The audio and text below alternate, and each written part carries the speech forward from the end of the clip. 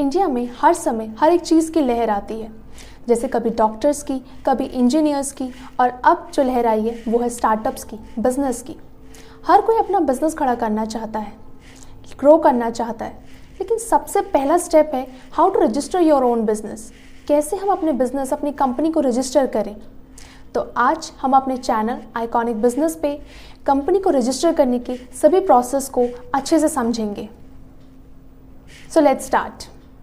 Registrar of companies का कामकाज MCA यानी कि मिनिस्ट्री ऑफ कॉर्पोरेटिव अफेयर्स की देखरेख में होता है।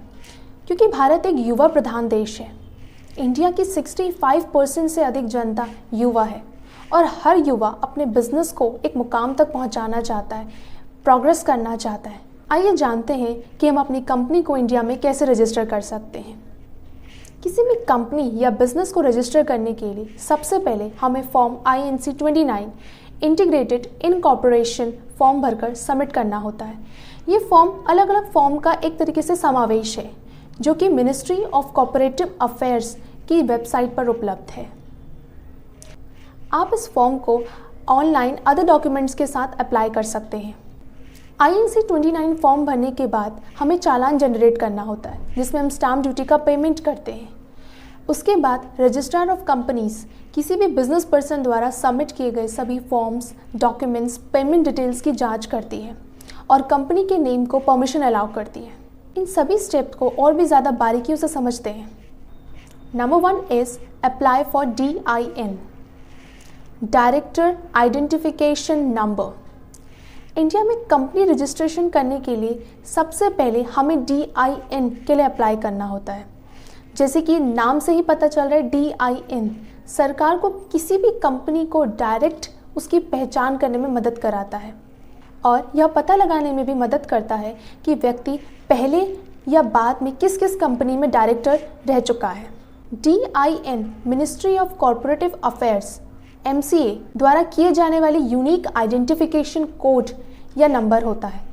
इंडिया में हर व्यक्ति, हर एक इंसान जो कंपनी का डायरेक्टर बनना चाहता है उसे सबसे पहले इसके लिए अप्लाई करना पड़ता है।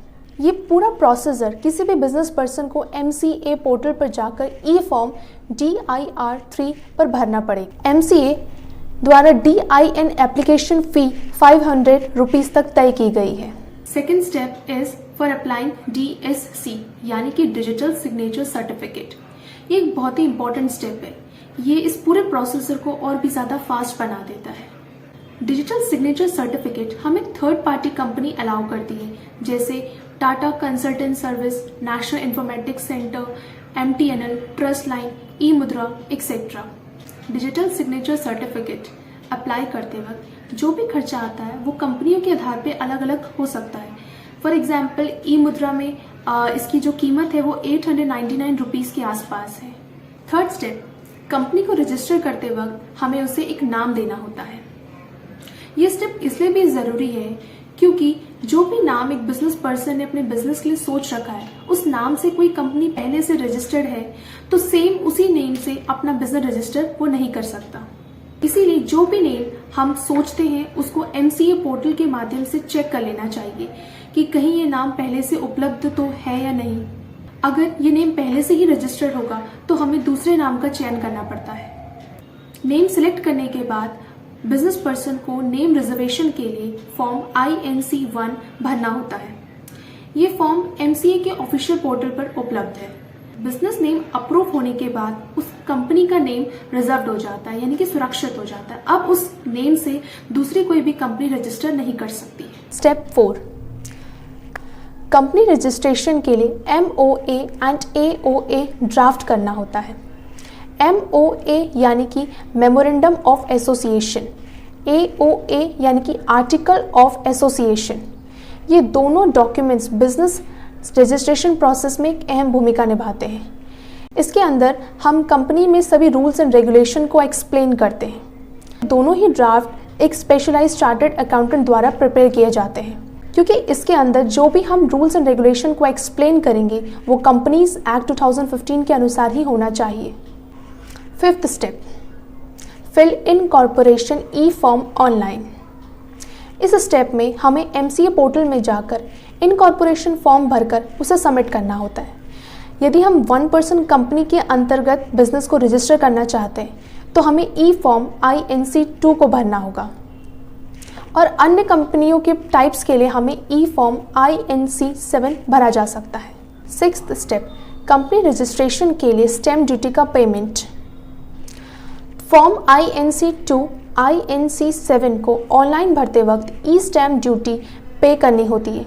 इन फॉर्म्स को भरते वक्त business person pay stamp duty through MCA21 system का ऑप्शन चूज कर सकता है, जिसमें वो net banking, credit card, debit card, NEFT etcetera इन सभी माध्यमों से स्टैम्प ड्यूटी का पेमेंट कर सकता है। हालांकि स्टैम्प ड्यूटी डिफरेंट स्टेट्स के लिए डिफरेंट हो सकती है। इस प्रोसेस को सक्सेसफुली करने के बाद 2 चालान पर लिखित स्टैम्प ड्यूटी पे करनी होती है। इसमें MCA द्वारा बिजनेस पर्सन को कुछ दिनों का समय दिया जाता है। दिए गए समय के अनुरूप स्टैम्प ड्यूटी पे करना ज़रूरी होता है। अगर हम इस ड्यूरेशन में स्टैम्प ड्यूटी पेमेंट नहीं करते तो हमारी एप्लीकेशन रिजेक्ट की जा सकती है। चालान जनरेट करके स्टैम्प ड्यूटी पेड होने के बाद जिस भी स्टेट में हमने रजिस्टर्ड ऑफिस के लिए अप्लाई किया है, उस स्टेट रजिस्ट्रार ऑफ कंपनी द्वारा ऑनलाइन फिल किए गए, अपलोड किए गए और पेमेंट्स के सभी डॉक्यूमेंट्स की जांच की जाती है और अगर किसी भी डॉक्यूमेंट या ई फॉर्म में कोई भी कमी पाई जाएगी तो उसे दोबारा सबमिट करना होता है। 7th step, ROC। सभी स्टेप्स के पूर्ण हो जाने के बाद ROC के द्वारा डॉक्यूमेंट्स का वेरिफिकेशन कर लिया जाता है। वैसे ई फॉर्म INC2 या ई फॉर्म INC7 भर लेने और चालान के अगेंस्ट स्टैम्प ड्यूटी पेड कर लेने के बाद ROC को डॉक्यूमेंट वेरिफिकेशन में 2 दिनों तक का समय लग सकता है और बिजनेस पर्सन के रजिस्टर्ड ईमेल पर इनकॉर्पोरेशन सर्टिफिकेट आने के 1 हफ्ते तक का समय लग सकता है। इनकॉर्पोरेशन सर्टिफिकेट ROC केवल डिजिटल फॉर्म में ईमेल के माध्यम से ही भेजा जाता है, इसलिए बिजनेस पर्सन को चाहिए कि उस फाइल को डाउनलोड करके सेव कर ले और एक प्रिंट आउट लेकर अपने पास रख ले। 8th स्टेप, पेन और टेन के लिए अप्लाई करना। अब क्योंकि रजिस्ट्रार ऑफ कंपनीज में कंपनी रजिस्टर हो चुकी है तो बिजनेस पर्सन को बिजनेस की प्रक्रिया को अंजाम देने के लिए अपनी कंपनी के नाम से पेन कार्ड बनाने का स्टेप लेना होगा। पेन कार्ड के लिए NSDL वेबसाइट के माध्यम से ऑनलाइन अप्लाई किया जा सकता है। जाहिर सी बात है कि अब बिजनेस पर्सन ने अपना बिजनेस रजिस्टर करा लिया है तो उसे अब एम्प्लॉयज़ की भी आवश्यकता होगी। एम्प्लॉयज़ को हायर करने के बाद उन्हें पेमेंट भी करना होगा। अगर उनका पेमेंट इनकम टैक्स के दायरे के अंदर आता है तो बिजनेस पर्सन को उसका TDS भी काटना पड़ेगा। इसीलिए बिजनेस पर्सन को TAN कार्ड यानी कि TAN कार्ड के लिए भी अप्लाई करना होगा और TAN भी हम ऑनलाइन अप्लाई कर सकते हैं। तो आज इस वीडियो में हमने जाना कि हम अपनी कंपनी को कैसे रजिस्टर कर सकते हैं। तो इन सभी स्टेप्स का ध्यान रखकर आप भी अपने बिजनेस, अपनी कंपनी को रजिस्टर करवा सकते हैं और अपनी लाइफ की एक नई शुरुआत कर सकते हैं। अगर आपको ये जानकारी पसंद आई हो तो please like, share and subscribe our channel.